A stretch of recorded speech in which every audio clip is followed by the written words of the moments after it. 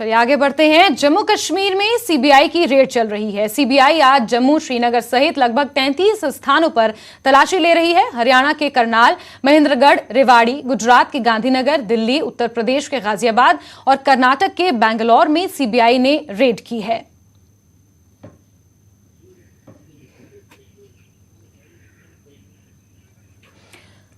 वहीं CBI red को लेकर जम्मू कश्मीर भारतीय जनता पार्टी के प्रदेश अध्यक्ष रविंद्र रैना ने बड़ा बयान दिया है। रविंद्र रैना ने कहा है कि जो व्यक्ति भी भ्रष्टाचार करेगा उसके खिलाफ कड़ी कार्रवाई की जाएगी। देखिए, जो भ्रष्टाचार करेगा, जो गलत काम करेगा, उसके खिलाफ तो कार्रवाई। आपको लगता है कि इस तरह के और भी केसेस निकलेंगे? देखिए, जो जहां भ्रष्टाचार के मामले सामने आएंगे उनके खिलाफ तो कार्रवाई होगी। ये इस देश में मोदी जी की सरकार है, भ्रष्टाचार किसी कीमत पर भी बर्दाश्त नहीं किया जाएगा। इंश्योर किया जा रहा आगे इस तरह के मामले ना हो। देखिए, अगर करेगा कोई तो जेल की सलाखों में जाएगा।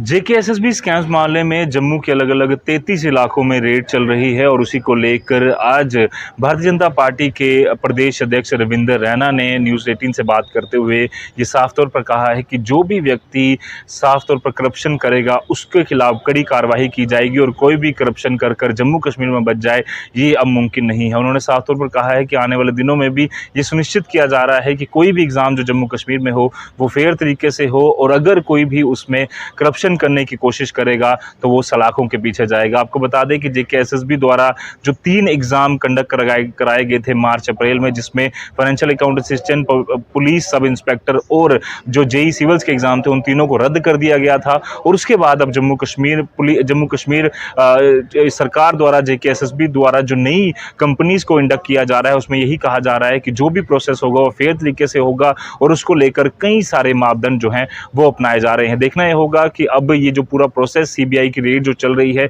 इसमें किन किन दोषियों के खिलाफ कार्रवाई की जाती है और किस तरह से जो बच्चों के साथ इस समय नाइंसाफी हुई, एक तरीके का उनको वापिस से एग्जाम देना पड़ेगा, उनको किस तरह से इंसाफ मिलता है। न्यूज़ 18 जम्मू कश्मीर लद्दाख के लिए जम्मू से मैं रजत बोहरा। चलिए आगे बढ़ेंगे। मेंढर कस्बे के मार्केट में एक रेडीमेड दुकान में आग लगने से भारी मात्रा में कीमती सामान जलकर राख हो गया है। आग की घटना मीशा मार्केट में हुई, जहां एक दुकान में आग लग गई। देखते ही देखते आग ने पूरी दुकान को अपनी चपेट में ले लिया। सूचना मिलने पर दमकल कर्मियों ने मौके पर पहुंचकर आग पर काबू पाया। इस घटना में कोई जानी नुकसान नहीं हुआ है।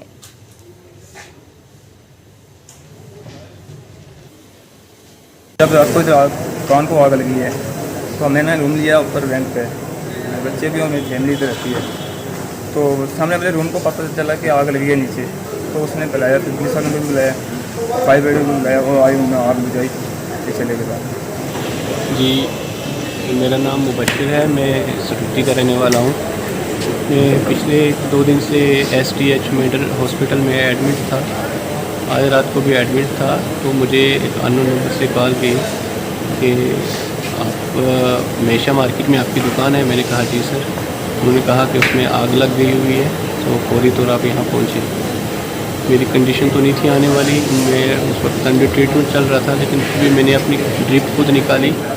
ड्रिप निकालने के बाद मैं यहाँ पहुँचा अपने फैमिली मेम्बर को लेके।